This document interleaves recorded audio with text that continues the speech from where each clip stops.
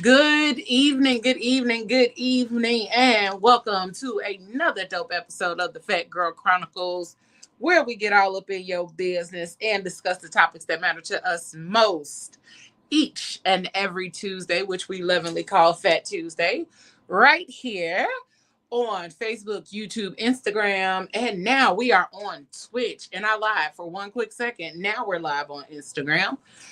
And we want to thank you all for tuning in tonight. Tonight's topic of conversation is building Black wealth, the power of Black entrepreneurship, and generational prosperity. Okay. We got a lot to talk about. This concludes like our Black History Month conversations. And with everything that's going on in the world, we needed to have this conversation as well. So, I want to thank you all for tuning in. It is me and the empty circles on the thing. Okay, there we go. We got some faces. We got some faces. We got Doc J and none other than Haitian boy Moses in this thing with us tonight. Oh, Lord, he pulling up. So that means it's going to be a hell of a night. It's going to be a hell of a night. You know how we do it over on this side. He has his adult apple juice, and ain't no telling what Moses got in his cup. So, tonight, ooh, these glasses is really trying to force me to see. We're going to get into this conversation, guys. First of all, before we do that, how are you guys tonight? I'm maintaining. That's all I can say. What's with the dry ass energy? Like, pick it up. You know? Go back out and come back in. I think your network is messed up or something. Go back out and come back in, because I don't know what's going on. But yeah, we in and off Black History Month with a bang. I even got my Black Men Smile. You probably can't see it. Black Men Smile shirt. It's been a rough one. But we here. We are. We are. And so one of the things I'm going to do before we get really deep into this conversation, I don't know what these glasses is doing, but let me take them off before I fall off the chair. God damn. Between those glasses and my other glasses, those glasses made me feel like I got the wrong prescription or something. But I want to do an appreciation post for none other than the beautiful Roberta Flack. I want to take a moment to honor a woman whose voice has a voice that soothes the soul. Lyrics that tell stories of love, longing, and life. Roberta Flack is a musical icon whose artistry has left an indelible mark on the world of music. With the sound that blends soul, jazz, and R&B, she has given us timeless classics like The First Time Ever I Saw Your Face. Killing Me Softly with his song and Feel Like Making Love, okay? Her music is more than just sound. It's an experience, a journey into deep emotions and storytelling, whether she's behind the piano or captivating an audience with her velvety vocals. Roberta Flack's artistry is pure magic, okay? Her ability to blend tenderness with power, vulnerability with strength, has made her a trailblazer in the industry. She has inspired generations of musicians and continues to be celebrated for her contributions to music and culture. Let's take a moment to honor and appreciate the legend, none other than Miss Roberta Flack, okay? And I just want to kind of give a little bit. I literally have been playing this album right here nonstop for the last couple of weeks. And my feelings are hurt because I absolutely have several Roberta Flack albums. I have this one. I have one she did with Donny Hathaway. And then I also have an album. I do believe it's her, Nina Simone, and another artist all together on this album. And so to see that she passed away, it was really heart-wrenching. But also, I'm like, damn, I was really grooving to her lately. And so maybe that was a sign to appreciate people while they are here, okay? Didn't even Appreciate know. love That's on why the I put people that you got while they are my here. avatar photo up. That's why I put it up right there. I saw that yesterday too. Yeah. Okay. And she was absolutely a beautiful woman, beautiful soul, beautiful music, and a beautiful voice. So we want to send our love and prayers to her family and to all of those who truly, truly enjoyed and loved her music. Um, yeah, I just want to say, like, if y'all don't know anything about her music or don't really listen or haven't listened to like the originals of her music, go listen. Especially go listen to Feel Like Making Love. That's one of those that kind of put you in a relaxed ass mood, but it also make you feel like making love, you know? Feel like, I have you on to feel like you want to be, shimmy your shoulders a little bit. So, and we want to thank everybody for tuning in on Instagram. We got Shaniqua, Everybody Can't Go, and Rhonda on the Rocks. Hi, ladies. We want to thank y'all for tuning in. But we're gonna get into this conversation. Y'all ready for this? Talk about it, be Y'all about ready it. for this? Sorry. Let me Y'all top know, off. y'all know how music hits my ear. Top off. But tonight we are talking about Black wealth, okay? We finna talk about it. We are going to talk about it in all the ways, okay? And one of them being, let me pull up my notes because I'm ready. I got all kind of notes for this conversation, okay? So, I don't know if y'all know the statistics on Black spending power versus how long the Black dollar stays in our communities. Do y'all know? I know it don't stay in it don't stay in the community long. Yeah, yeah. That I I So don't do. what's know not the long? statistics.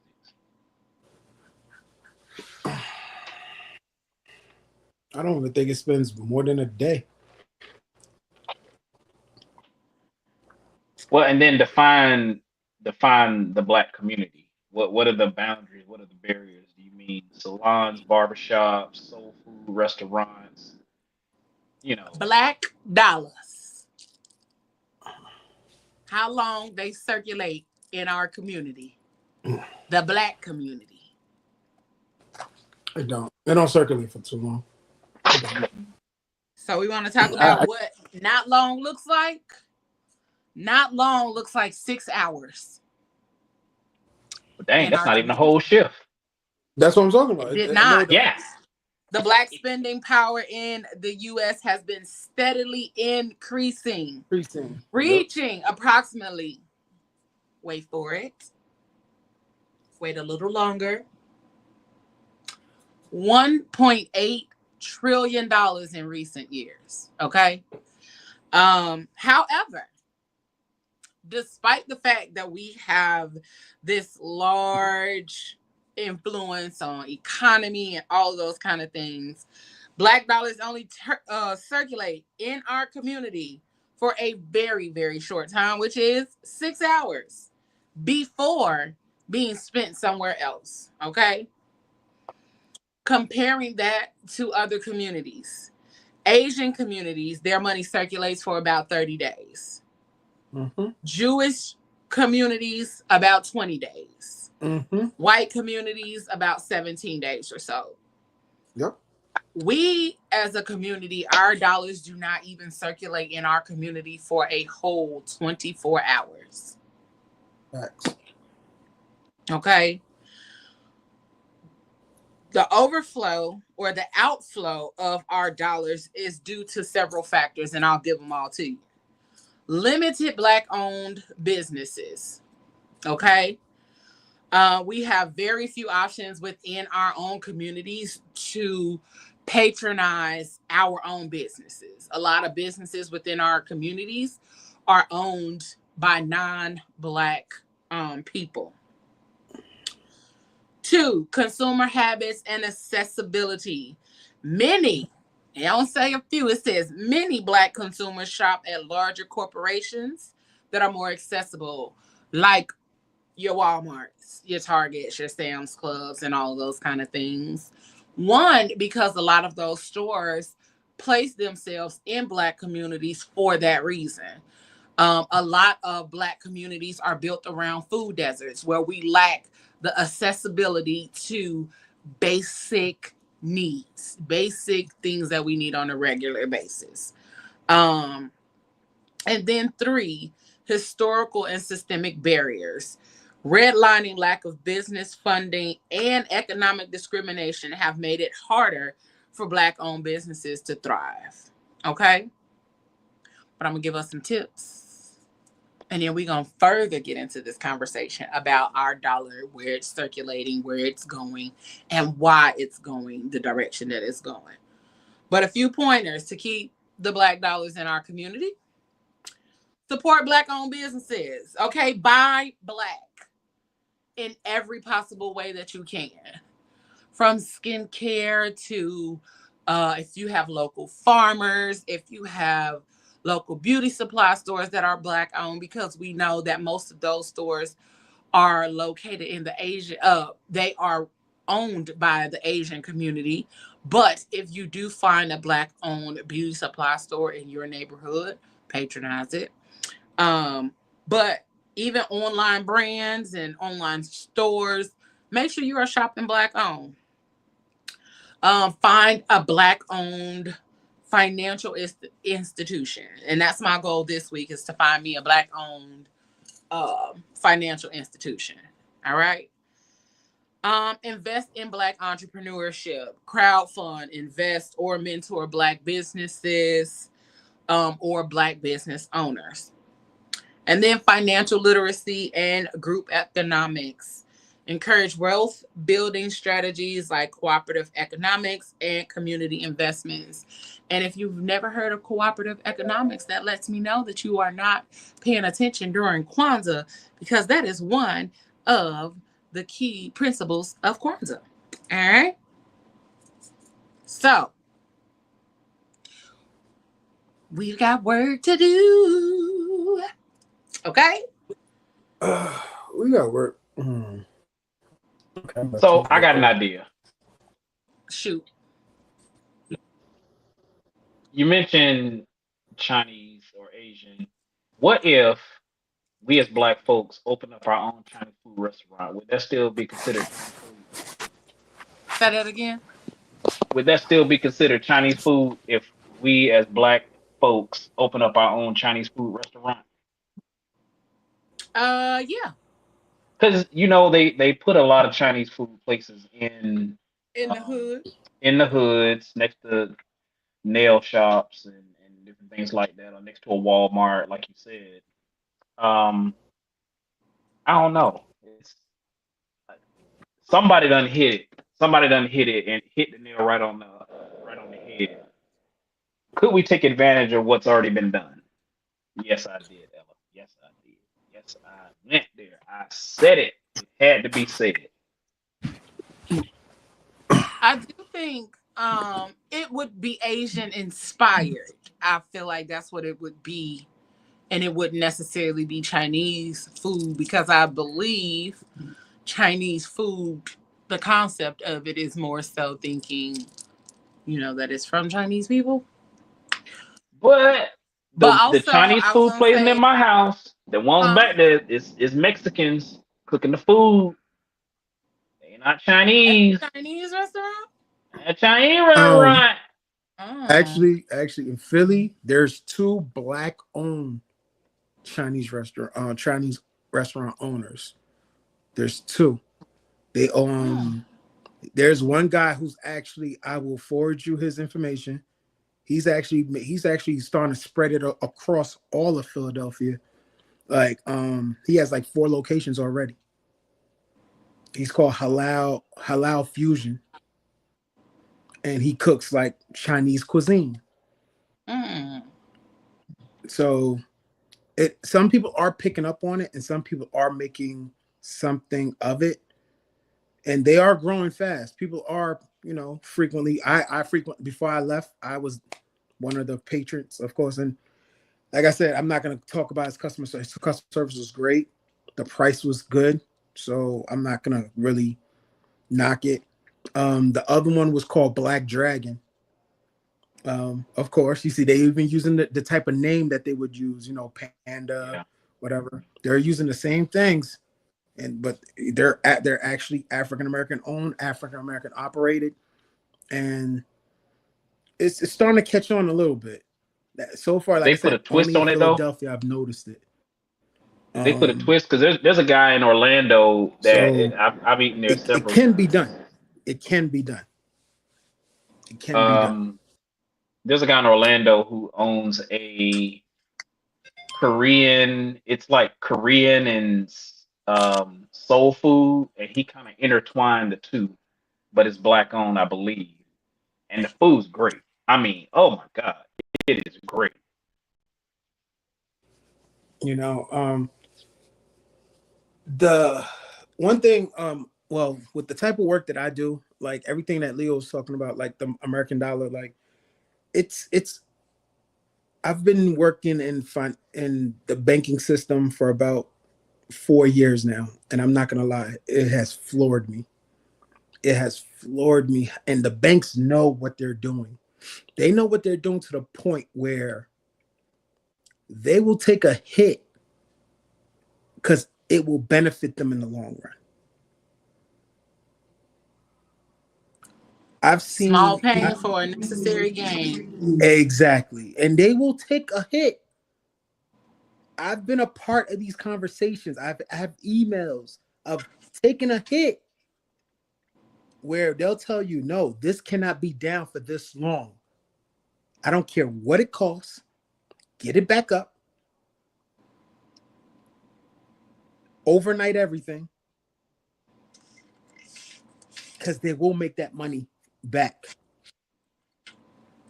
So the black money don't stay in the black community for long is so true. It is gone. Like 6 hours is I don't believe it's in there for 6 hours. It has to be less than that. That's estimated. That Yeah, it's 6 hours. because how can you really Yeah. do much in 6 hours? I mean, because you said for it to be spent and then turned over in 6 hours, that means Yeah, I think it's fat. And then the funny thing about it is like the black buying power is real. It's real. yeah, It's real. Like it doesn't. And we've seen that. We've Yeah, seen it's what that real. looks like already with us pulling our Yeah. dollars from Target. You know what I'm saying? And one of the discussions has been like, why is Target the big one that everybody is going after? And I think it has been such a thing about Target was because they have made it their business to show that they've supported black owned businesses so much, with all of their initiatives, with everything that they're putting out, all of the ways that they use black creatives in their stores. this Uh, shirt is from Target yeah, that I got I was about last to say that. So that I got last year. Yeah, this I was shirt about is to say from that. Target. I was about to The say that Black because I know History I saw it. section. I saw that shirt in Target one time. Yeah, yeah. yeah. No, but it's crazy. It's but here's the thing. We all know that our money goes long. What are we gonna do about it? That's the main question. We know our money goes far. And and I'm guilty of it. What are we going to do about it? How can we Well, how can we improve? Like you say shop black. Okay, let's shop black. Well, and Al Sharpton, I think, put out something either today or yesterday about, I think it was today, um, as far as boycotting, who to boycott and when. There's a Yeah, long, long Ubiquitous Black list. sent us the information Oh, we did. about. Okay. Yeah, so we'll post it. But some of the comments were saying Chinese food is Americanized though, because pretty much the stuff that we eat is Americanized, and that Chinese don't even eat all the food on the menu. Uh, They don't. They don't. um, Ubiquitous Black said, "My friend is half Asian and worked on a Chinese restaurant, and the Asians that came in would order off menu things like octopus and stuff." Uh, yeah. And so one of the things, kind of like going back to the conversation in regards to boycotting Target and whatnot, a lot of the reason is because of how they've presented themselves. They literally did a bait and switch, let's get you all in, let's give you all of this feel good stuff, and let's get you all in here revved up because we're supporting you. Yay. And then the minute that they felt the pressure, they pulled all of those things. And people were literally going in Target and seeing how they cleared the aisles of black hair care products, all of those things, literally putting them on clearance, left and right, left and right, left and right. And so I do believe we talked about how much they've lost since they announced their Yeah. I just checked things. it right on here. They're down 10% in the last 30 days. A little bit under 10%. I think See? it's like 9.81% down in stocks. And for that much impact, unless it was that many black folks, I don't think so. To make an impact on the little bit of diversity section that we did have in targets, I don't think we made that big of much of an impact. I think that was as a collective people standing arm to Even arm with still, blacks. that says a lot, though. That says a lot Exactly. that as Yeah, a exactly. collective, Hmm. we've 10%. That's a lot in 30 Yeah, days. right. 10% in 30 days means that a lot more people are aware than what they say. A lot more people are taking action than the narrative that's out there. A lot more Mhm. of us are choosing to make the shifts. I made the shift and it hurts, but also you're not finna get on my money. You know what I'm saying? Um, and even though we have the full discussion on who DEI initiatives affect and um who benefits from them most, we still know that we do. We know that we still benefit from those things. And so we have to be sure that we make a stand. Like we take a for real stand when it comes to um not spending our black dollars. To your point though earlier of why Target, so I just looked up Walmart. Walmart is actually up over the last 30 days. Yeah, because they never did the full on this is how we support, this is and implemented all of those different pieces to show that they support black creatives like Target did. Mhm. Walmart was just being Walmart and was like, oh, okay, well, we did some stuff, but we just gonna go ahead and take it away. And when they decided to take it away, people was like, I still gotta go get my food and groceries from somewhere. Yep.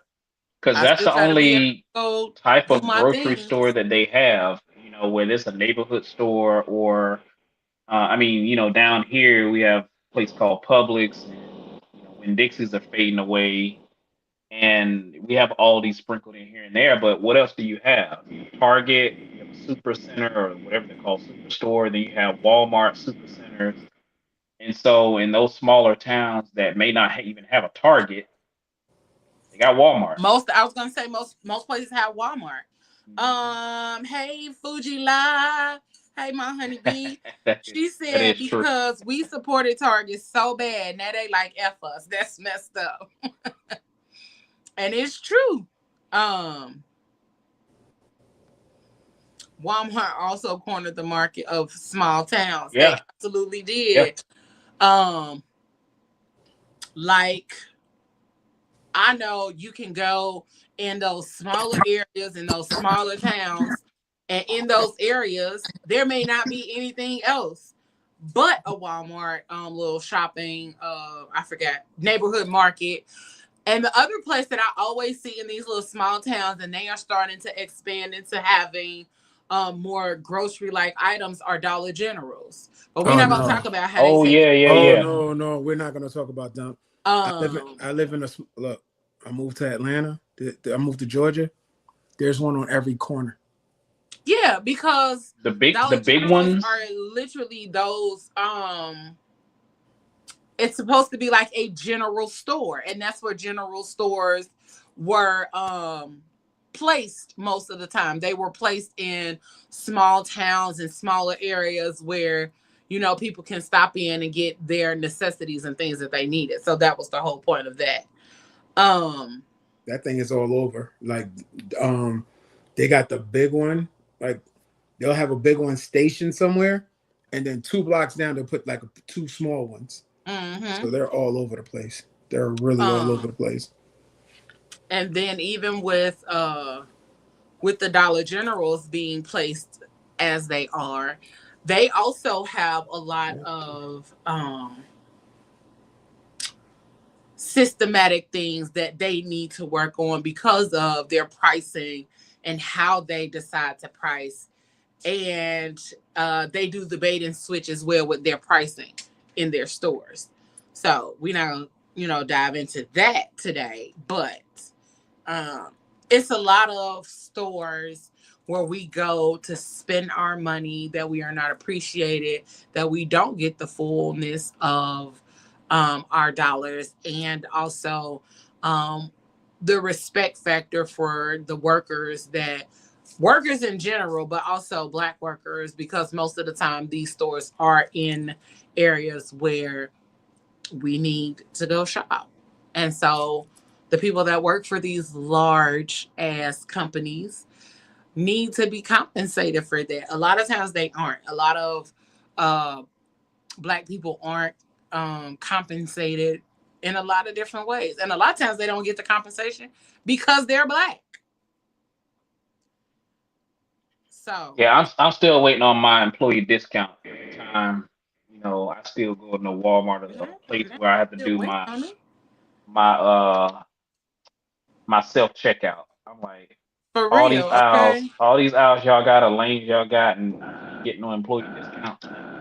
Now they even have it where they have and it pissed me off so bad because I did have to go in there. That's what's local to me. They pissed me off so bad because now they got 4 lanes that's like Instacart and Oh yeah, yeah, yeah. I know what you're talking about. What regular people like me can't go in that lane when all the things are green. oh, it's Instacart and Check and Go. Yeah, that's it. Scan and Second. Go or whatever it's called. Yeah. Um and so that's part of, like, now they've eliminated 4 more lanes for those kind of things. And it's like, bro, this is insane. So we just have to keep taking a look at where we're shopping. Because a lot of times we overlook the smaller little corner grocery stores and things like that simply because we don't believe that they would have those kind of things that we need as essentials and whatnot. So check out your little bodegas and your little corner stores, your little and one of the places that I like going is the Mexican grocery store. I like going in the Mexican grocery store because they have all the stuff that we need in there: fruits and vegetables, herbs, spices, and sometimes it's even a lot more of the essential things that we need that we can't get out of Walmart or any of those kind of places because it's fresh, it's real. Even their meat markets in the back of some of those stores are like A1. And they not priced as high either. So, um, Well, not too many of that down here. I mean, we got a lot of migrant employee, not migrant employees, migrant workers down in where I live at, and they have, I mean, not necessarily flea markets, but what do you call it? Fresh markets where you can kind of go and pick up vegetables and stuff like that. I mean, they're like 6 days a week open, not just on the weekends, mm-hmm. but not really an actual store because I mean, people that don't have the means of the income can't get a storefront. They can't open up a brick and mortar. So they got to do it out of either a tent, a cart, side of the road, something. I mean, A that's all over table. the place Yep. down here. Yeah. We see a lot of those here. um, they are standing on the highway selling cotton candy, or they are on in little shopping plazas selling the fruit cups and smoothies and all of that kind of stuff. So yeah, it's a big shift. Um, but let's kind of go into talking about we talked about how our dollars circulate, but when we think about how long and how far our dollars circulate, how do we think that the fact that our dollars only circulate in our communities for only 6 hours will affect generational wealth? And that's also for the people in the comments too. How do you think that how long our dollars last in our communities will affect the generational wealth overall? Because we gotta think about that too as we are thinking about Well, um the whole thing about getting generational wealth is you got to set whether I mean, it's one thing to support, but where are you spending that money at? And is it black owned? And is the sustainability of that particular company, whoever owns it, if they're black, how are they setting up and growing with the times? Because that's one thing that I think a lot of stores that don't make it, especially the ones in COVID that didn't make it, is they didn't change with the times. So they always sold the same kind of stuff. mm, And as Mhm. we, as either black folks or Americans, like, I want something different. Now we're going out, going to go find that somewhere else because you've always sold that particular stuff. Yeah, I know where I can kind of get it if I want to, reminisce and go back to it. But if they're not changing with the times, having the same stuff, that's where we end up migrating somewhere else and they don't stay in the community. So, and that's with, whatever we're trying to cook, new favorite flavors, new restaurants that's come out, new concepts, like we was talking about the Korean and soul food or whatever. So if mm, someone that is not us creates something like that and now they have a new concept of something, we want to explore and try that, especially with Gen Alpha coming out now. They don't want to hear none of that. They're on their phones looking at TikTok. Hey, I went to the restaurant, and then now they're migrating outside of the community. So one, I think it's whatever the business is, you got to change with the times. The couple who I wanted to have on here tonight that couldn't make it, they've evolved from where they started with their black-owned skincare business into they're about to get a storefront locally here where we live at. And so if it's just, well, let's just sell it out of our house, let's sell it out of our garage. Well, at a certain point, online sales are going to dry up. You need to get another means of getting out there in front of the people. So you always have to manipulate and follow the times. So with that, in order to keep those dollars back to the original point in the community, you have to change with the times to attract those black dollars to stay in the community. Now, as far as generational wealth, going back to if I'm a black business person, and I own my own business, how am I setting up the next generation? Because I'm not going to be around. And I can kind of look at, one thing that comes to mind is the movie Barbershop. Remember how his dad opened up the barbershop and passed it down to him. Well, mm-hmm. how do you keep it fresh? And out of all, I think 2 or 3 movies that they had, he kept trying to do something different because what came across the street in Barbershop 2, it was that Yeah. barbershop with all the lights, bells, and whistles and dancers and all that kind of stuff. So how do you attract people from leaving your spot to go over to that spot? What Mhm. can you do differently? He says, you know what? We're gonna have some cookouts. We're gonna have some barbecues, bring the community back. So it's all about changing up your strategy of not doing the same thing over and over and over, year after year after year. And how do you keep those dollars in there? Because we're gonna eventually move out. I mean, people are not buying houses in the same community where you probably grew up 20, 30 years ago. We're Right. branching out. So how do you bring people back to the community for the things that you used to love back in the day? But not only that, how are you switching it up to keep them coming back? Word of mouth business. Because if I can go in there and you going off on me and this, I'm like, yeah, I ain't nah, Um, nah. I and mean, that does customer play a service, part in everything. it too, like the Hmm. customer service skill set and Yeah. the business acumen in general, like how we set up our businesses, how we learn how to do all of the ins and outs of business. Because I am not gonna lie, learning all of that stuff is hard. It's hard. Hmm. It is not an easy feat, especially when we have certain uh parts of ourselves that we are trying to navigate and fix and work on and build and grow. And a lot of us, I always say, a lot of us are working to create and build something that we've never seen somebody else do. There's Yep. no blueprint out there. So we are literally building it from scratch and scraping and scrapping along the way to figure out how to make it look good, how to make it work, how to put all those little pieces together. So if you do know a Black business owner, give them some grace. Okay? Because we are the worst with our own people. Yep. You could have the worst experience at a big box store or at a big restaurant or any of those things, and you'll never say a word. Especially You'll if they send never you a say. coupon. You send me a BOGO for an entree. I'm right up in there. I'd be like, ma'am, hold on. But So right. And so, we have an issue.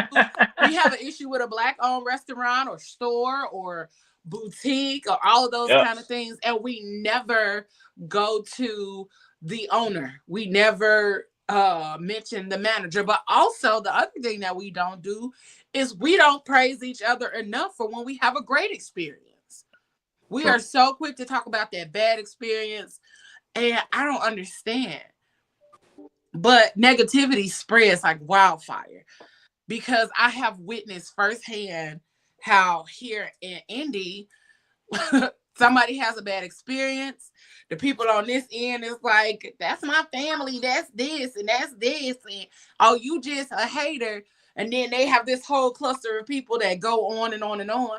And then on this end, it's all the people that go on and on and on about their bad experiences over and over and over and over and over again.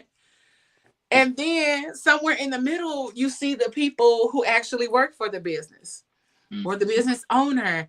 And then it can go either one of two ways. It will get real fucking messy or it'll get so much better. You know what I'm saying? It's like, I, I haven't seen too many where it's gotten better. But I have But seen so many instances of where it has gotten extremely messy for no reason.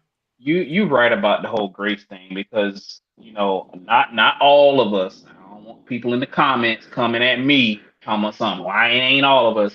But some of us expect because I'm in a Black establishment, I'm supporting you. I should get a hookup or I should get an extra French Entitlement fry. issue. Nah, That's nah, true. nah, nah, nah, nah. This is a business. At the end of the That's day, it's a business. And that's when the negativity, because you ain't gonna do that going into a restaurant saying all that. You're gonna step right in line. What's the wait? Hour and 20 minutes? Oh, okay. Can you text my phone, my table ready? But then let it be 30 minutes in a Black owned restaurant. What's taking so long? Why y'all this and that? I mean, it's just it's that, like you said, sense of entitlement that We black, we supporting you, so you owe us. Nah, we don't owe you nothing. This is a business at the end of the day. So get that out your mindset. And then how can we continue to support each other without thinking like that? Because if the shoe was on the other foot, you would not be saying that going to Chili's. Mm-hmm. I mean, as a business owner, I think I have to agree with I have to agree with both of you guys. Sometimes we do have to give black business owners grace, but at the same time, as a black business owner, we should strive for Yep. perfection as well. Yep. I Um, ain't never striving for perfection. well, You come look, over here looking for perfection, it ain't, okay? look, No, I know what he's saying. I know what he's saying. I'm not saying be No, perfect. I But get what you're you gotta saying, but get, I'm saying you if you gotta come put your over best here foot. looking for perfection, what No, but Jasmine at least Crockett just you, say in that video about her asking about no, family? you gotta put your best foot forward. But because my thing is, at Yeah. the end of the day, is like, all right, it's already a struggle. You're Yep. already at a struggle. Already So like now, advantage. don't make it any worse. Like barbershops. I'm just gonna throw that out there. You're a black owned business, you're a barbershop. You put up your Google, you put your Google opening, everything. I look it up, you say you open at 9. I get there at 8:45. You don't show up till 9:45. You said you Ooh. open at 9. And then not only you walk in and you're not apologetic about it, you're rude. Yeah. It's my spot. I do what I want. Like, okay, like I said, it's just I get from all angles. Like, as a black business owner, yeah, we should give our other black business owners some grace. But at the same time, we have to show up ready to work as well. Mm-hmm. So So let me ask a question in addition to like showing grace. Like when does grace go too far? Like when do you stop extending grace? You know what I'm saying? Like you've extended grace and then you go back and you have another experience, or you're waiting for what your services, you're yeah, waiting for your food, you waiting for your clothing, you're waiting for all of these things, you waited on several, or you come back, the customer service wasn't really good the first time, but you came back, it was a little better. When do you stop giving grace? that's something like that's really a your call though. But like you said, if you go back and it wasn't good the first time, but it got better the next time, all Yeah. right, all right, okay, it And got better. You can't say and nothing. It got better. if they professionally apologize, Yeah, the and owner comes out, and that's what I don't care if it's black, Chinese, purple, green, or blue. If the owner comes out, even if they didn't mess up, if the owner comes out, because that gives that unique experience. When I mentioned Chili's, there's a Chili's right at my house. I mentioned Chili's, but but the They know cook, your damn name in there, don't they? yes, they do. they just opened it up. But no, if the cook, I've never seen at a Chili's, Apple, wherever, a cook or chef from the back say, "Hey, how was everything?" But I have been to some black owned businesses and even some non-black owned where it was real personable. And the person, where was I at the other week? I went somewhere, and the either the owner or the chef came out and they was like, "Hey, how was everything?" I'm like, "Why are you hovering over me like that? COVID 2020, get away from me." And then I'm like, "Why are you just you that close?"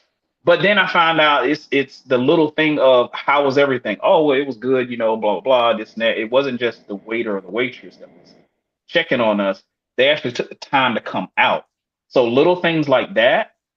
Now going back to going back to your story, like Big Black said, that sounded personal.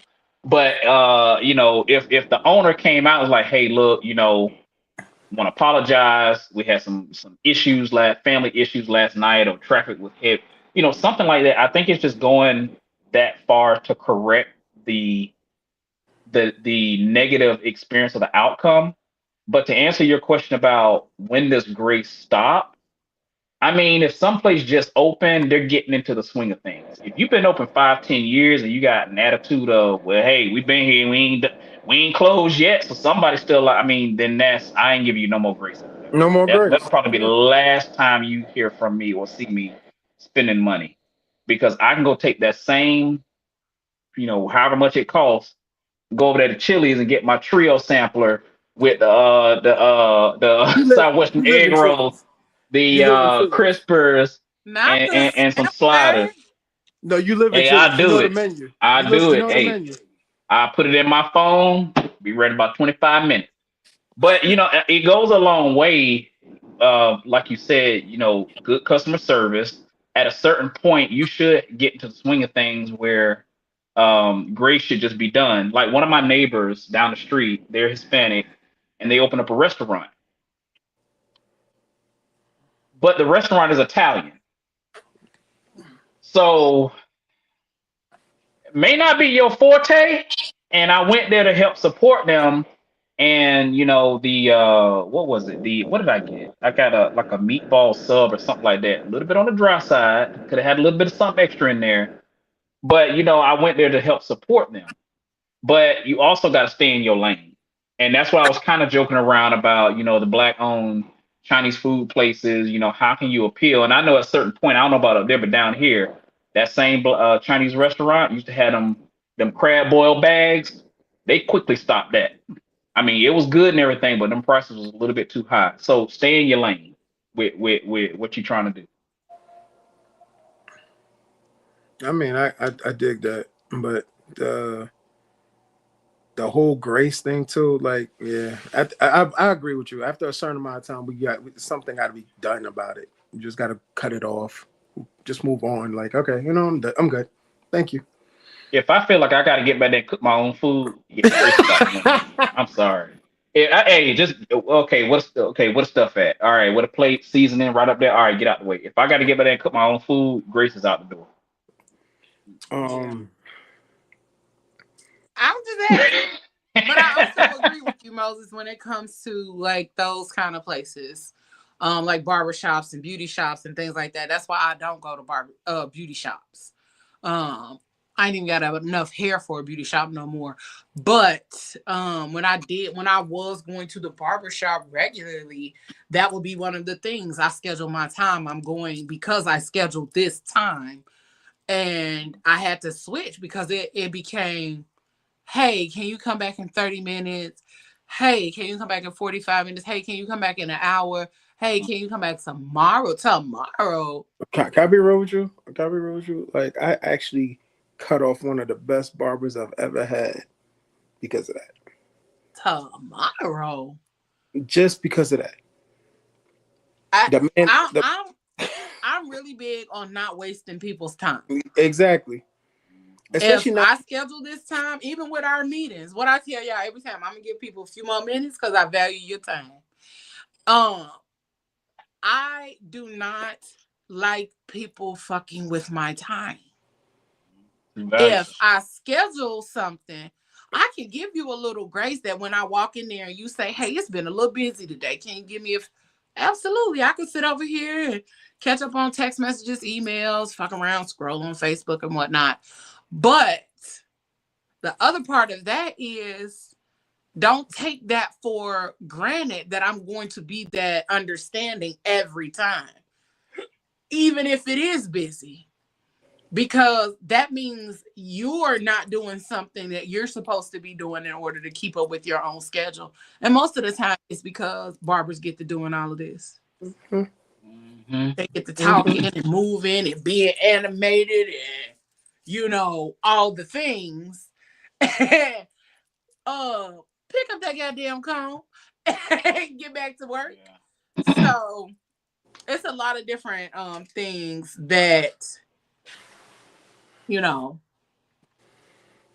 that factor into that. I hate that. I hate that. She said, or because you have been a client for years, they asked if you mind waiting until they fix up someone real quick who just walked in. Nah. Listen, yes, I do mind. Nah.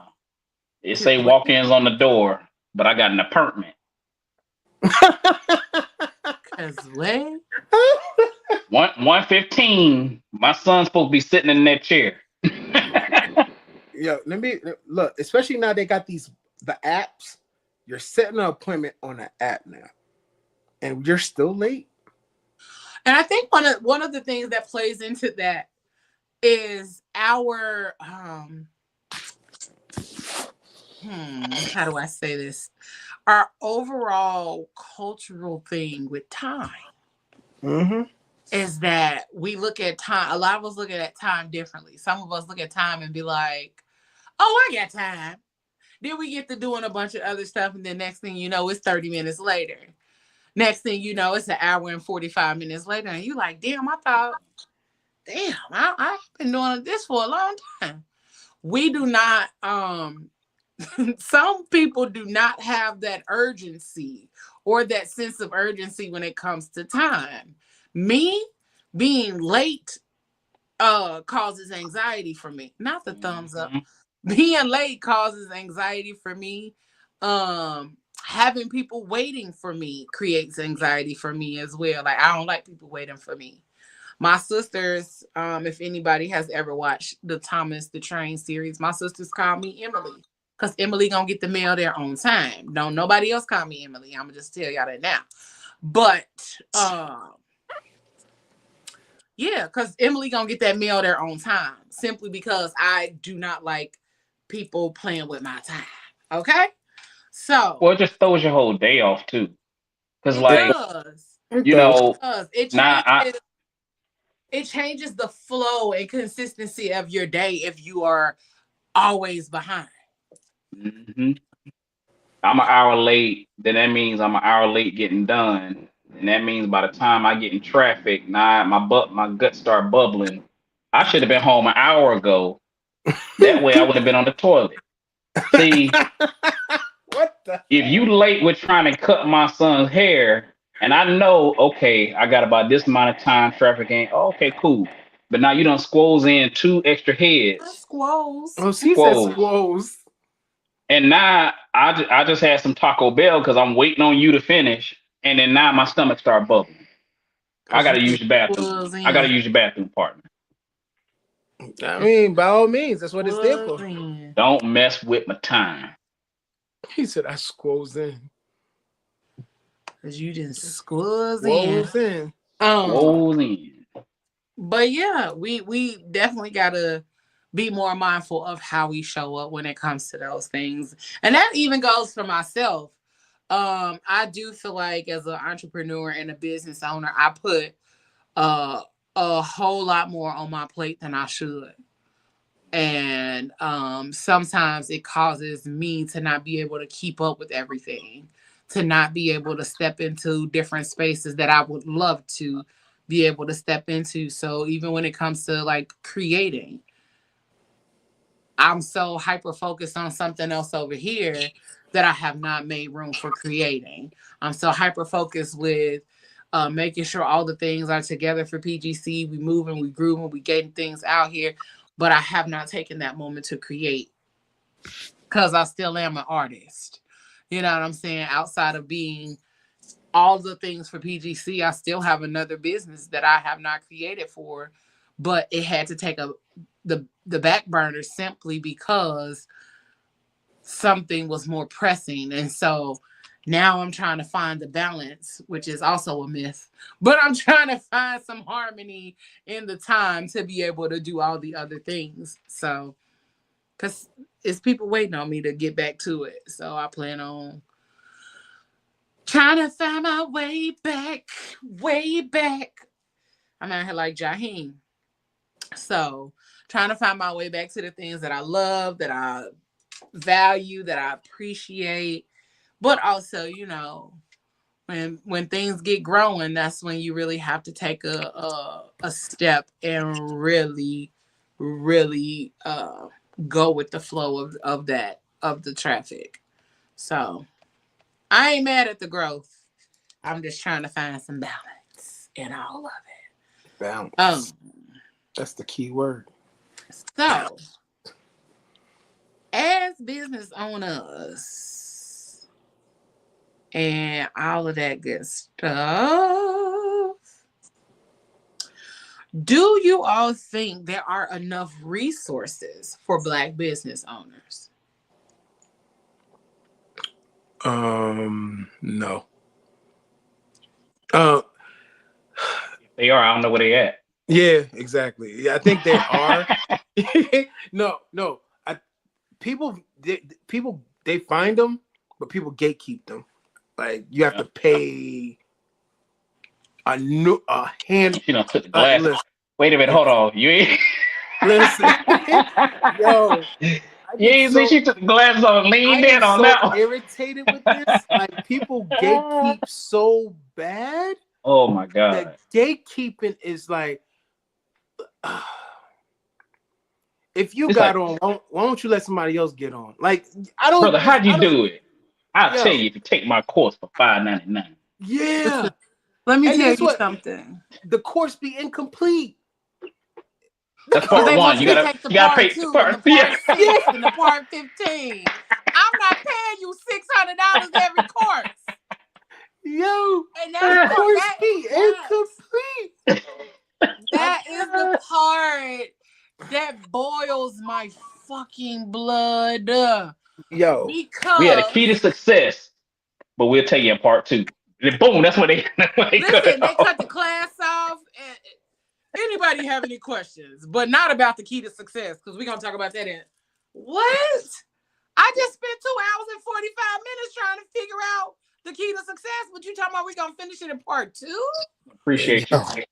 Appreciate you spending that money. It boils my blood so much because somebody taught you without gatekeeping, without charging you, without with no, with no restrictions, with no conditions. They taught you what they knew and then wished you well on you going to do that thing, on you going to create that. And you know who it probably was? It was probably somebody who was an elder who wanted to pass along their knowledge to build wealth, and you trying to capitalize off of that. That too. But also it's like I get mentoring because mentoring is important as fuck. Oh, you know what I'm saying? Wait. I really wish. Hold on. Mentoring is hard. Mentor. To find a mentor now, to ask somebody to mentor you. Right. That's what I was getting ready to say. Oh my God. Mentoring is essential. Mentoring is essential. I don't give a damn what you're doing.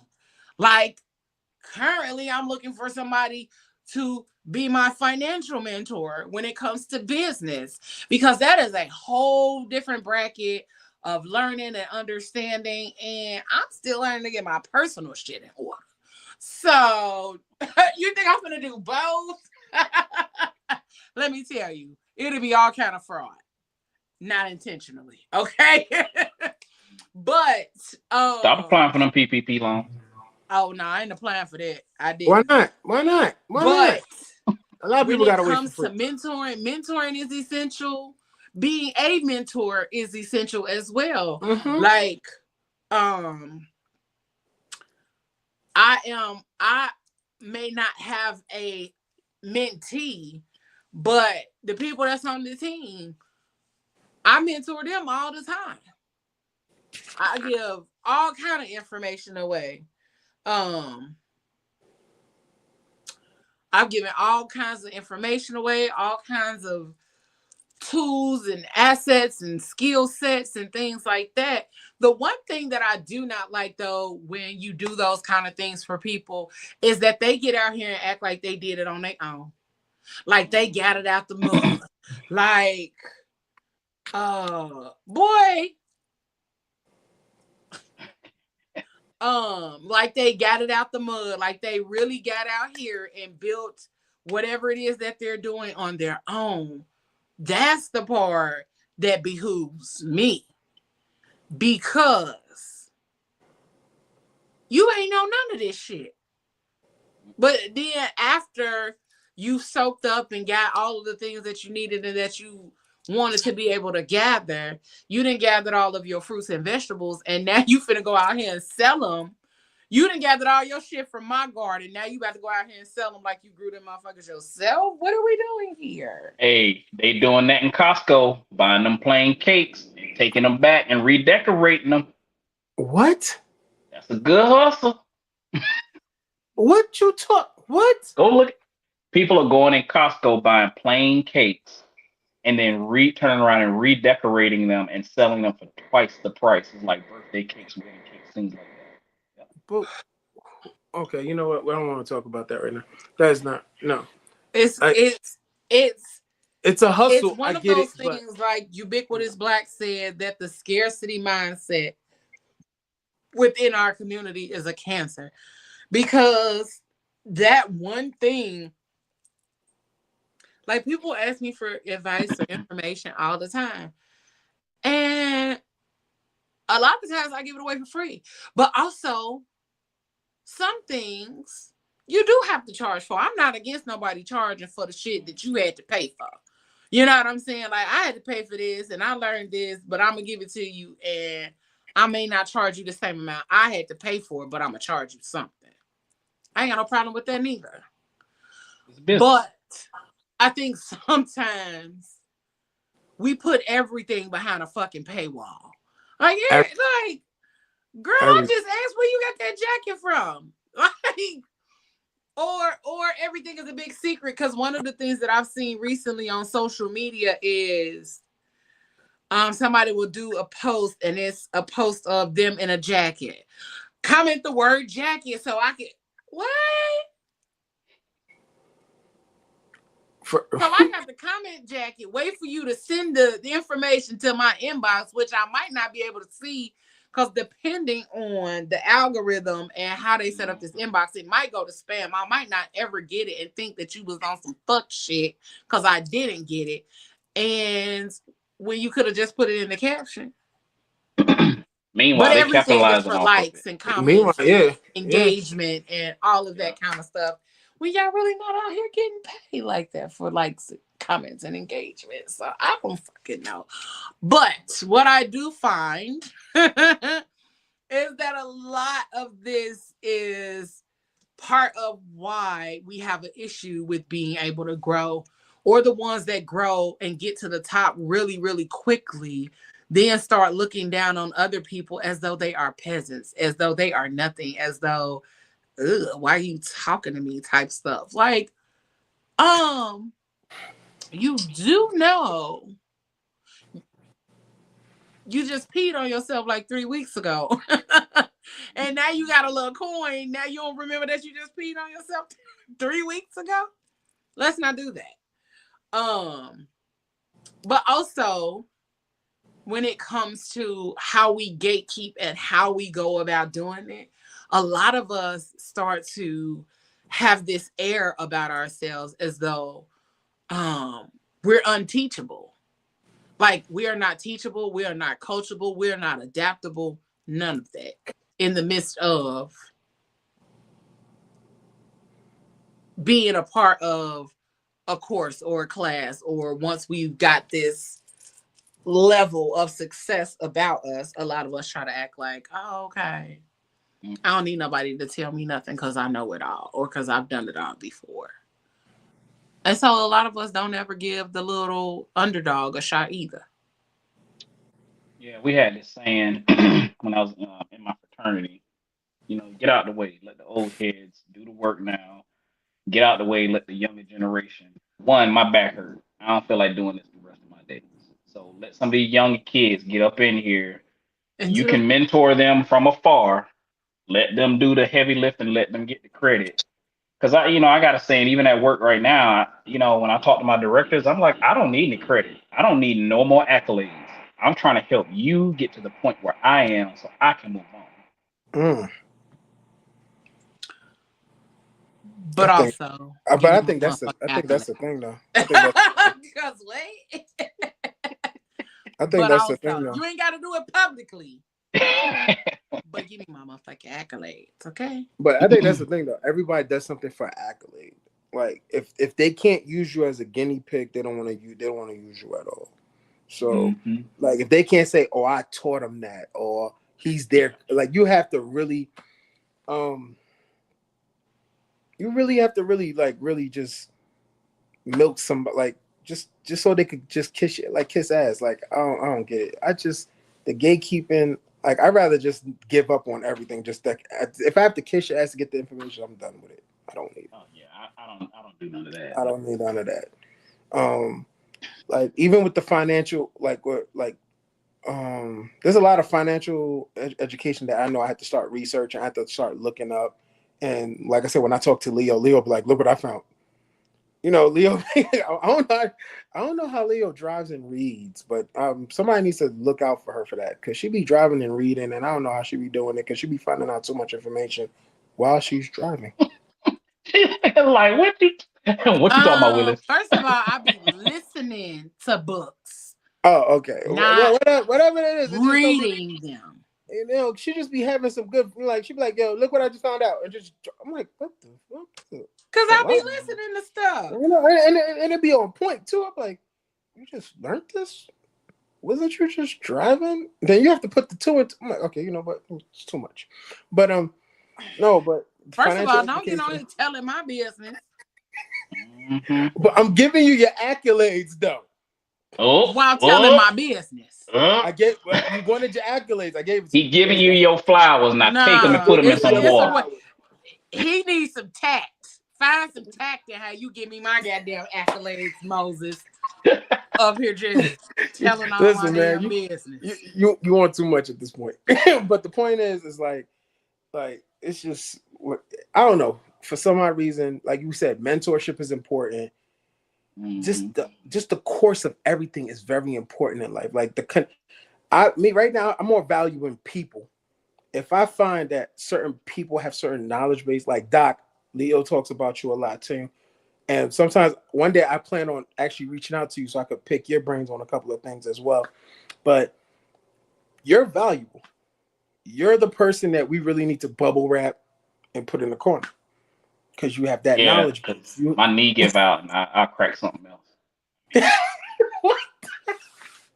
I'm sitting up here like I'm 80 years old. Let me shut up before my Right, knee really do right. give out. Boy, what?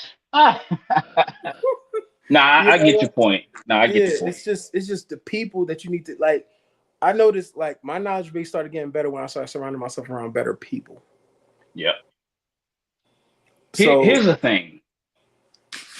My approach with anything, whether that's work related, personal related, my personal experience, if I can if I can help one person or two, but one person, they're probably going to help somebody else. Now that's two.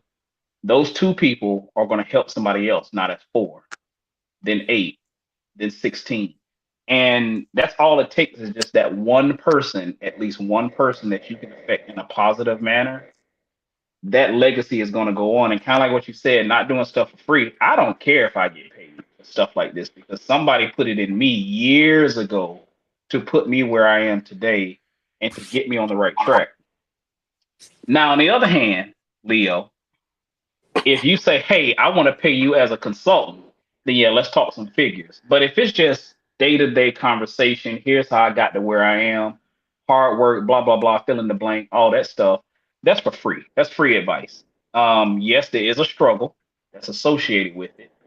And you're going to have to do that. And I think that's what, when we going back to the black businesses, where you had some elders showing their grandkids how to cook. That's if you own a restaurant.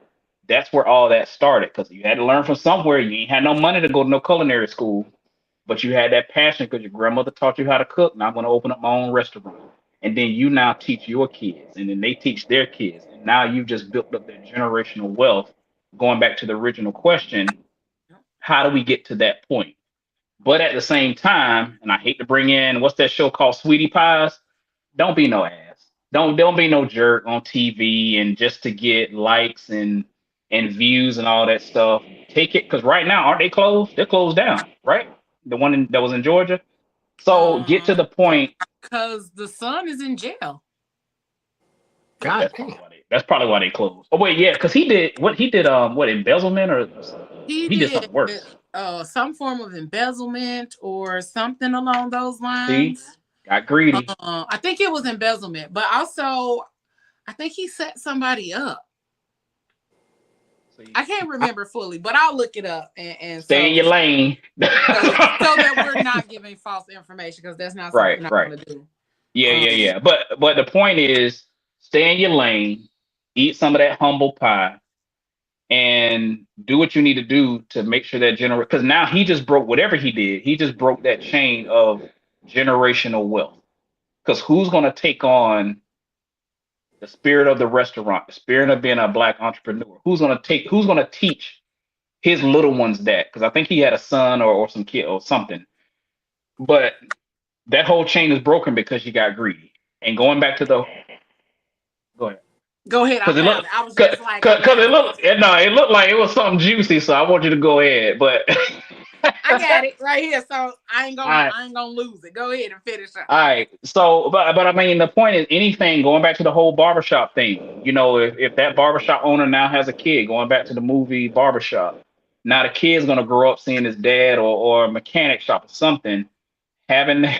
Now I got to really hear it because you'll be shaking your head. You know, it's where do you pass along that? But if you get greedy, like we're about to find out, or something happened, take it away, Leo. So it says that James Tim Norman, that was his name. When was this? Hold on. So this was in March of 23. So a couple years ago. He was sentenced to life in prison. God, For, what? for arranging the What did shooting he death do? of his nephew. Oh my.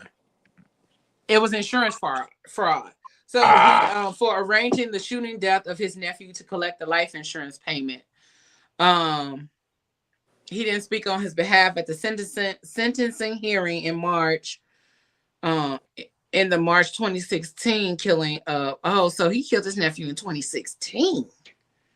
Damn. Andre Montgomery Jr., both men had started the long-running own reality show about the family's soul food business in the St. Louis area. Several letters. Oh, they was asked for leniency. I don't know whether Tim did what he was accused and convicted of, wrote Robbie Montgomery, who is also the victim's grandmother. So that's her son. He is still the baby that I bore, and I love him as every mother involved loves their child. Girl, what? Huh? Wow. Your son killed your grandbaby, and you up here like, I still love my son, though, just like everybody else. What? I Nah. ain't mad at you for loving your son, but Yeah. hey. But from behind bars. Um. Wow. Hey to everybody that's tuned in on Instagram and Twitch. Thank y'all for tuning in. Thank y'all for joining us tonight. But there are so many instances where like I really want to know why it is so hard for people to accept us growing and building and not necessarily needing anyone else to do our thing. You know what I'm saying? Like, and I'm definitely gonna touch on these things because I saw a video was like, well, shit, I didn't know it was so many of these places. So we're talking about generational wealth, and there were so many things that throughout history that we tried to create. We were building, growing, doing, and next thing you know, the government decided, oh no, we don't want y'all to have that. No, we don't want y'all to have that either. And one of the biggest things that we all know about was Black Wall Street. Mm. Black Wall Street was in Tulsa, Oklahoma. So it was the Greenwood district in Tulsa, Oklahoma, known as Black Wall Street, was one of the most prosperous Black communities in America in the early 1900s. It was home to Black-owned banks, businesses, theaters, hotels, and homes, creating a self-sufficient economy that circulated Black dollars within the community. It was destroyed on May 31st through June 1st, 1921. A white mob attacked Black Wall Street in one of the most brutal race massacres in U.S. history. 300 Black residents were murdered. 1,000 plus homes were burned, and Black businesses were looted and destroyed. The government did nothing to protect Black residents, which they never do, and no financial reparations were given to rebuild. Seneca Village, New York City, Mm-hmm. which most of you all know now as Central Prospect Park. Park. Central Park, yes. Central Park. Before Central Park existed, Seneca Village was a thriving Black community in Manhattan, New York. Mm-hmm. It was one of the first Black land owning communities, and land ownership allowed Black residents to gain voting rights because you had to be able to own something to vote back then. The village had Black churches, schools, and businesses providing a safe and prosperous space for Black families. How was it destroyed? In 1857, the New York City government used eminent domain to seize the land and force Black families out. The city then bulldozed the entire community to make way for Central Park, and the Black landowners were never compensated. And Seneca Village was erased from history for decades, which is currently what they're continuously trying to do. They are continuously trying to erase our stories from history books and all of the things. So this is why we're here, so we can keep the information going, okay? The other one that I was looking for was You know how that Black Wall Street massacre started? no. Basically, based on a lie that it said. I'm sitting here reading it. 19-year-old Black male was accused of assaulting a white girl in an elevator, and then once the mob heard that, that's how it got started. I think she did say that in that video. One of the other ones, I thought it was on my list. One was Rosewood, Florida. Oh yeah. Rosewood was a self-sufficient Black town with successful businesses, landowners, and professionals, and residents had built a strong community with schools, churches, and a growing economy. A false accusation of a Black man assaulting a white woman led to the violent mob attack. Homes and businesses were burned down, and the entire town was wiped off the map. Survivors fled with nothing, and the government did not intervene to stop the destruction. One of the other ones was the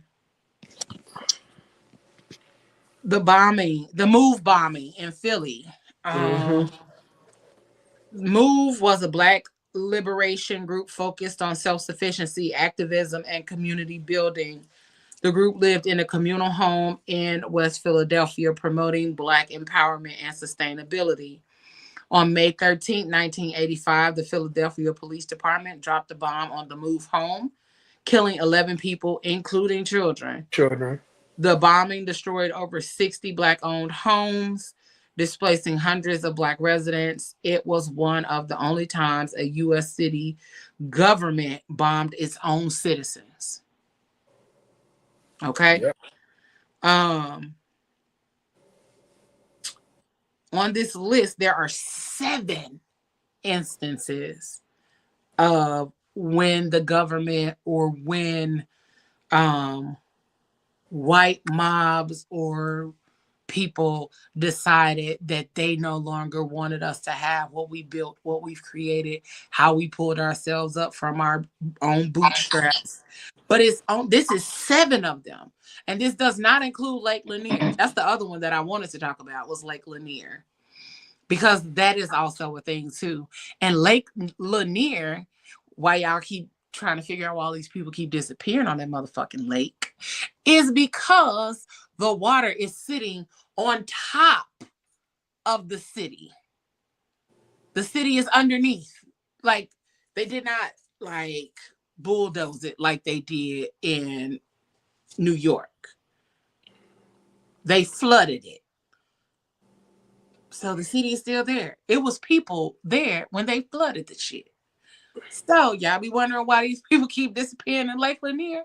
Because them ancestors said, oh, you look like your energy feel like, no, I'm just playing. But them ancestors said, oh, get your ass over here. Down at like the piano lesson. Mm-hmm. Come So here. the other, so a total list of times that has happened throughout history, and this is just when they were destroyed by the government. So it was Black Wall Street, Rosewood, Florida, Seneca Village, New York City, the Freedmen's Bank collapse. So the Freedmen's Bank was created after the Civil War to help newly freed Black Americans build wealth. Over $57 million in deposits came from Black families, churches, and businesses. And the corruption, mismanagement, and government neglect led to the bank collapse in 1874. Black depositors lost everything, wiping out years of financial progress. The U.S. government refused to refund Black depositors, and the wealth gap grew even wider. So again, they continue to try to put the divide between us and them because of the superiority complex. The other one is the Highway System and Urban Renewal Projects, 1950 up until the present day. Okay. Many thriving Black communities in cities like Detroit, Atlanta, and Washington, D.C. were home to Black businesses, churches, and homeowners. I'm sorry. Areas like Paradise Valley, Detroit, Black Bottom, Philly, and Auburn Avenue in Atlanta were economic hubs for Black wealth. The U.S. government intentionally built highways through Black neighborhoods, displacing thousands of families and destroying businesses. Under urban renewal, also known as Negro removal, Black communities were torn down for highways, stadiums, and commercial districts. Land was seized and families were forced out, leaving generations of Black families without assets to pass down. And if we really want to be honest about it, that's what it looks like with all of these LA fires, is that they were trying to remove space and area and land so that they can do all of this BS for the Olympics or whatever, but who am I? What do I know? But that's what a lot of people are saying that it looks like. And then last but not least, the war on drugs and mass incarceration. Black communities were building financial strength post-civil rights movement, and many Black families were starting to own homes, businesses, and land. The war on drugs disproportionately targeted Black communities, leading to mass incarceration. Harsh sentencing laws like the three strikes rule, crack versus cocaine sentencing, which destroyed Black families and their wealth. And then generations of Black men were removed from their homes, preventing economic growth and creating cycles of poverty. So what, my friends, can we learn from this? Okay. Black wealth has always been powerful. That's what you must know. Black wealth has always been powerful, and the government has always repeatedly tried to erase it. But yet they still beg for our Black dollars, okay? Well, of Buying course. Black. They It's don't the want us move. to We spend gotta it. buy Black. They don't We want us to have spend it got in to. Black neighborhoods and communities, so spend it over here with us. That's what. Yeah. We have got to learn to buy Black, okay? We have got to learn that. Because if we don't, the honest to God truth is that they will continue to try to erase us. They will continue to do everything in their power to make sure that our stories are no longer told because of deeply ingrained racism and all the other things, but making sure we are investing in land, passing down wealth, and that's the key to securing our future. And then also, we must continue educating ourselves on financial literacy, group economics, and cooperative wealth building. Okay. That's how we have to do those things. But that's why having these conversations is important. That's why making sure that we are coming together as a collective and not always worried about me, mines, and I will also help us to get to the next level. If there is something that you are strong in, but I'm weak in, you teach me, and vice versa. That's how we get to the next level. Iron sharpens iron. Each You one teach sharpen one. me in an area, I sharpen you in an area. And then we can both be out here cutting shit up. We can both be out here cutting the fuck up. But until we decide that we are going to work collectively as a whole, as a unit, as a community, we will continue to face these problems. We will continue to navigate these systems poorly. And the other tidbit that I did not say in regards to that is taking the time to find your voice. Your voice matters. People will try to mute you in every way possible. But don't you mute yourself because of other people's unwillingness to hear you or to take the time to understand you. Okay? Never mute your voice. Never allow your voice to lose its power. It is very powerful. I don't care what you're talking about. Talk about the things that you love because Black joy is a real thing. Black joy is something that we all can learn from and appreciate because people on a regular basis are trying to make us forget why we need it, why we have it, why it's important. Black joy is just as important as anybody else's joy. All right. That's my little tidbit of information. I don't know what Ubiquitous Blacks is talking about that he mentored me for free. Oh, he said I, he I, sure I did actually it. Like, believe him. damn it, I actually Lord. believe him on that one. You better cut that damn camera off. And yes, crack is whack. That's where you began the information from, Leo, from Ubiquitous. Dropping bars over there. I mean, I ain't gonna say that he ain't never gave me no information. Cause we do be going back and forth. I ain't gonna be that person and say he ain't taught me shit. He absolutely has taught me things. Um, so yeah, I'll leave it at that. Thank you, Ubiquitous Blacks, for the many conversations that we've had in regards to the tidbits of information that you've given me over the years. I appreciate you, Bookie. Thank you so much. Um, yeah. So how y'all feeling? That was a lot of information. It was a Good way lot to of cap information. off Yeah, Black History Month. it was a lot of information, but it needed to be said. Hmm. It needed to be said. So, one more thing.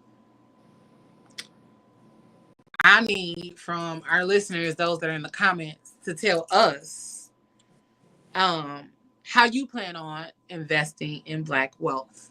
What things will you do to change the narrative since our dollars only last 6 hours in our community? What are you going to do in order to make sure that in the grander scheme of things that our dollars start lasting a little bit longer in our communities? Because it takes a lot. And I just want to know how y'all plan to support Black businesses or what wealth building strategies you guys would use moving forward. Um, just make sure we buy Black, invest Black, build Black. Okay. Um, Entrepreneurship is key to financial independence. Okay. I know everybody be like, everybody don't have to start a business. Y'all don't. But help your Black brothers and sisters build the business with your skill sets that you have. That's what we do. You might not want to own your own business. You might want to work for somebody, but help your Black brothers and sisters with the different skill sets that you have to build their business and grow it efficiently and effectively. Because if you don't, we're going to keep falling into this cycle that we've already been in for too fucking long. Um, And if you want to be like Vera from Harlem Nights, she on the black business too. she did. Um, Yep. Them, she owned them hoes. Yep. They wasn't done, but they counting that money. yep. Um, One of my last and final thoughts in regards to this, and then I'm gonna do the information about the boycott, is that building Black wealth isn't just about money. It's about power, ownership, and creating a legacy that lasts for generations, which is why we are constantly working to build generational wealth and growth across the board. So I do have a few businesses that you can support. Okay. Let me show them to you. Okay, hold on. Here we go. Yep.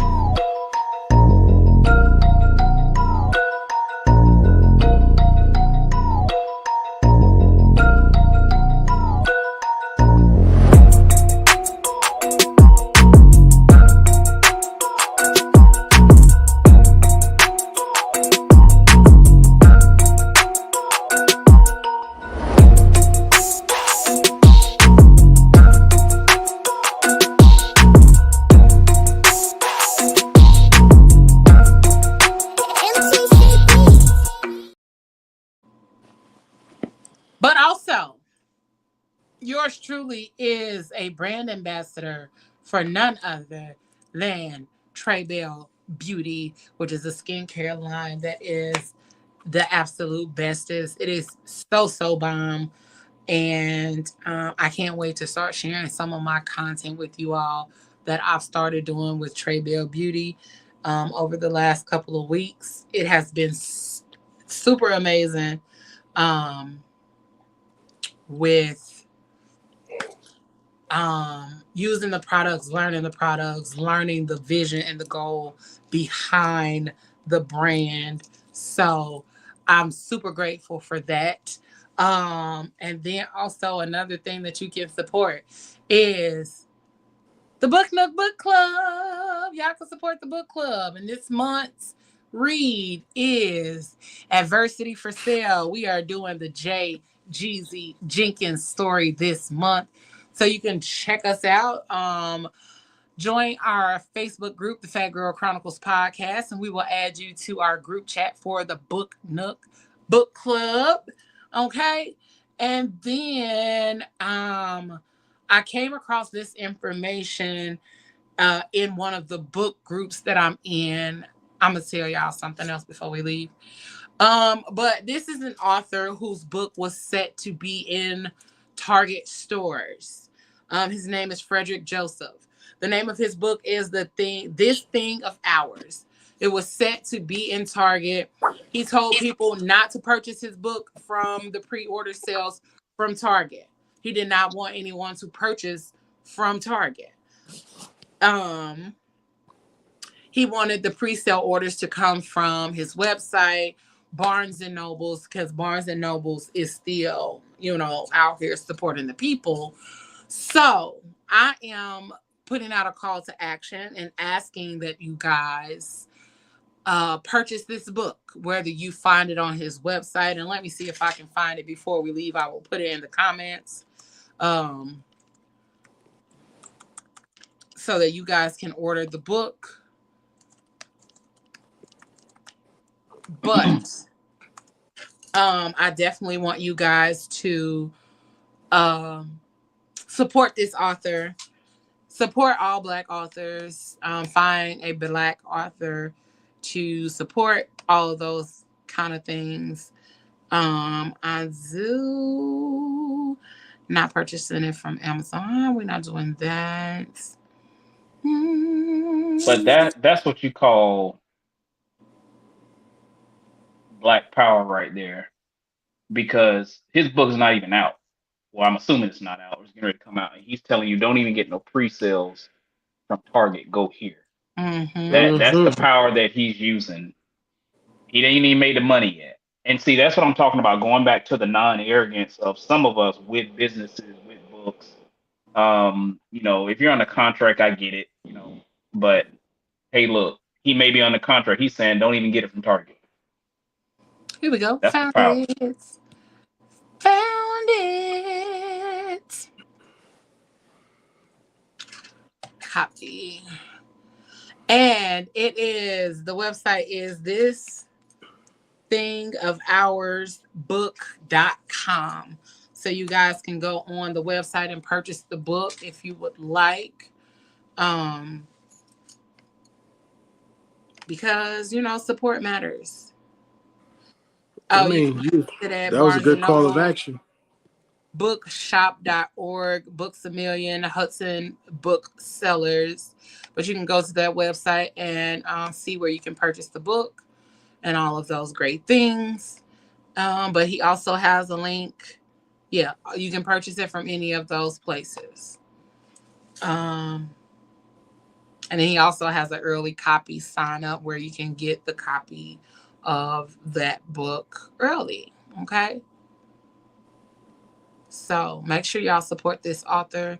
My goal is to continue to support Black-owned businesses, brands, and creating a platform and space where our voices are heard regularly. We have a lot of different ways to tell our stories, and I want to make sure that we are leading the curve on that in podcast. And I know there are so many other people and so many other ways that stories are being told.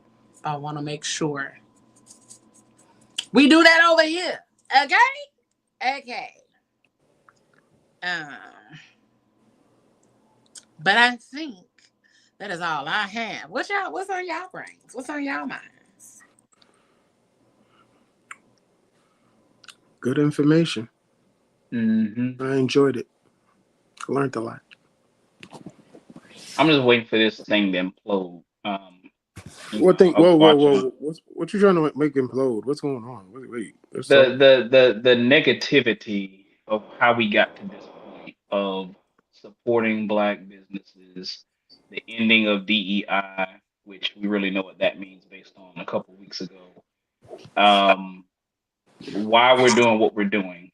And I'm not saying implode from our side. I'm saying the causes of why we got here is going to implode. We already see the effects of Target, how their stocks are being affected by it. The 28th is blackout boycott, or I don't even know the Mhm. official name of it, but we're going to see the effects of that too. And it's going to implode. I've already heard that someone's starting to backtrack on there, and I want to say it was Target, but I'm not 100% sure on that. Someone is starting to backtrack on their DEI, elimination tactics, to where they're starting to see the effects of it. So slowly but surely, it's going to happen over the next 30 days. I've heard it's going to start falling apart fairly quickly. Target is like the So, dude that got caught cheating. It's like, my bad. I was just uh, playing. I was just I playing. ain't really Yeah. love that girl. Yeah, I love y'all. I love y'all. you I know, ain't I really love you. love see, that girl. I love you, But man. I I do had have sex with her. I made love to you. Love to you. Yeah, okay. Okay. Okay. That's Target out here in these Hey, streets. hey, I don't need some coupons, Target. Walmart, I never told y'all I loved y'all. I know. I Hey, never Walmart the told you side that I piece. loved you. Okay. Walmart the side piece. The dude that just got out of jail for y'all female. That's who Walmart is. Walmart, Y'all know like what I time it never was. told y'all that I loved y'all. Okay. Mm-hmm. But here is the information for Oh yeah. the DEI boycott plan. The 24-hour blackout on Friday, February 28th from 12 a.m. to 11:59 p.m. This is the first step to counter the attack on DEI, diversity, equity, and inclusion. Do not make any purchases. Do not shop online or in store. No Amazon, no Walmart, no Best Buy, no McDonald's and other fast food stores. No gas. I don't know about that part, Al. Whoa. Gas. Just Gas. pretend like it's COVID Maybe lockdown. get it Just on pretend like it's Thursday. COVID Get it lockdown. on Thursday. He said Yeah, on fill up. Friday. Get your Fill gas up on the phone. Thursday, So I okay? gotta fill up on Thursday. Fill up on Thursday. No gas, no major retailers. Do not use credit or debit cards for non-essential spending. Try to buy all you need before Friday, February 28th. That's what I was saying. Get your shit before by Thursday, okay? Yeah. If necessary, only buy essentials of absolutely necessary items such as food, medicine, and emergency supplies. If you must spend, only support small local businesses. So that's how we are redirecting our dollars. That's how you start to redirect your dollars. Is if you gonna spend anything on Friday, small and local and black. Okay, he don't say black on here, but I'm gonna throw that in there. Why this matters? Corporations and banks only care about their bottom line. Disrupting the economy for even one day sends a powerful message. If they don't listen, we make the next blackout longer. Our numbers are powerful, and this is how we make history. Okay? Um, Spread the message. Share this with all of your contacts. Talk about it, post about it, document your actions that day. And we must use the power we do have and send an economic message with our numbers as did Dr. King. February 28th, the 24-hour economic blackout begins. And y'all better not do a Walmart or Target pickup. Look, you only lost me at gas. That's it. That's why I said get your gas on Thursday. You only lost me at gas. And you'll be all right. So we are going to post this as well in the Phat Girl Chronicles Facebook group and also on our platforms with as also we're going to post the information that I read in regards to all the historical events that the government has taken our communities. And there's a video, I think we got some time. It's about 5 minutes long, but it is absolutely worth every minute of watching. So I want to make sure that we share this video so you guys can see. Well, it's pretty much her talking about the same thing I was talking about. I'll post it on our platform so you guys can watch it on your own time. But it was a really powerful video in regards to those things. And this is a message from Miss Diane Carroll that I want y'all to check out too. Black is not a problem for a black person.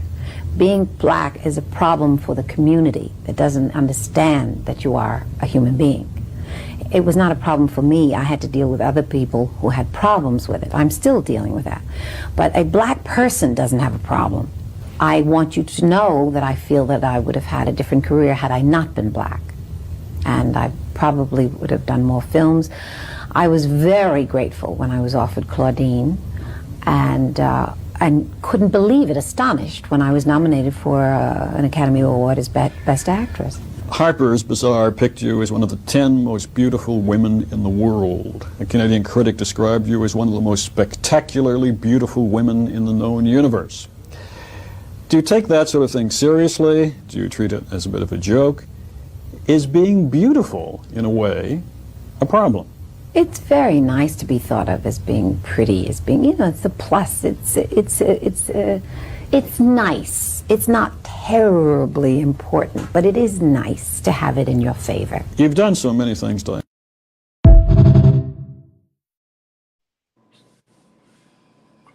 It was really the first part. Being black is not a problem. Being black is a problem to the community that does not understand that you are a human being. Okay? Continue to do all the things that make your heart happy, especially in the current climate that we're in.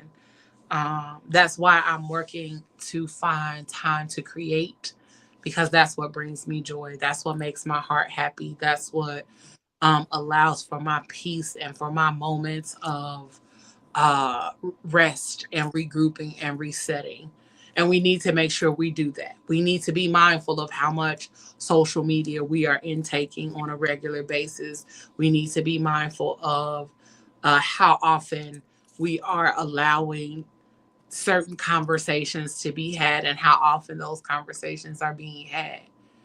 Also, we have to learn to redirect the people that we're having conversations with if you do not have the capacity to discuss politics and all the things that are going on in the media in regards to Agent Orange and all of those things popping off. So make sure you are quote unquote protecting your peace. But we're gonna have a conversation about that word as well. That phrase as well. But continue to do all the things that bring you joy, that bring you peace, that allow for you to build community and continuously growing.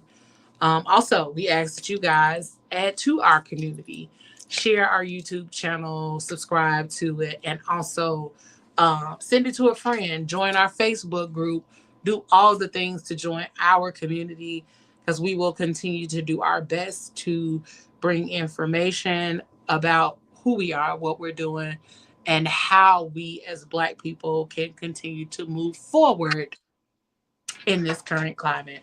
Okay? Whew. That's a lot of information, ain't it? Okay.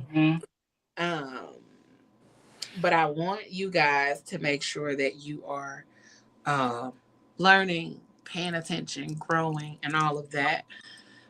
Also, help us to continue to build our community out. Like I said, subscribing to our YouTube channel, joining our Facebook group, following us on social media and on Twitch as well.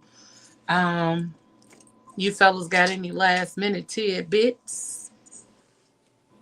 I ain't crying no more. I'm smiling. Is that your smile, bitch? That's your smile. You need to change that, buddy. Them veneers look beautiful. Them veneers look beautiful, baby. Them veneers look beautiful. You look like you finna say ha cha cha cha. But say there, sugar. Tell your grandmama. I say there's sugar. Yeah. Yeah, that's all I got, y'all. I feel like that was enough. I feel like that was a whole lot. Got a lot off your shoulders. You can breathe now, huh? You know, it's like the whole month, these past 4 shows, it's like you just had to get a lot off. Yeah, it's been heavy. Yeah. It's been a heavy couple of weeks, these last few weeks, but even just talking about the things we've been talking about and having these conversations have been essential, because I think a lot of platforms are still focused on the wrong shit. The election. I know we're supposed to talk about all the things, because we're going to talk about all the things too, and everything ain't going to be so heavy. But I also want people to understand, like, we see what's happening. We cannot skip over all the shit that's happening. So if the platforms that you're watching or the podcasts that you're engaging and indulging in don't even take a pause for the cause to talk about some of these things, they're a part of the problem. Okay? But next week, we got a special guest. And I'm pretty sure it's going to be way different than having them in the comments. But, huh? I said, uh-oh. Uh-oh is right, okay? So next week, we will be having a conversation about Black movies in theater, which is going to be a really, really dope conversation. But I'll put out more information in regards to that as we get closer to that day. I want to thank you all for tuning in, for joining us, for all the things, for being Black, being beautiful, being bold and proud. We want to thank y'all. We hope that you understand that the Phat Girl Chronicles is not just a podcast, but it is absolutely a movement into the direction of something truly, truly beautiful. Okay? We hope that you Tune in next week. Catch us next Tuesday at 8 p.m. Eastern Time. And you know what I always say, whatever you do for the rest of the evening and the rest of the week, y'all, don't do it with your half-ass, do it with your whole ass. All right, y'all. Whole ass We up though? out this thing. The whole ass? Peace. We appreciate y'all. We Arriva love Churchy, y'all. people. And Don't forget y'all stimulus checks come out on February 31st. Peace out. I don't know what none of that's about, but we'll see y'all next week. I swear to God, Peace out, I thought he really meant that. I got excited for a moment. You gotta do it with your whole ass.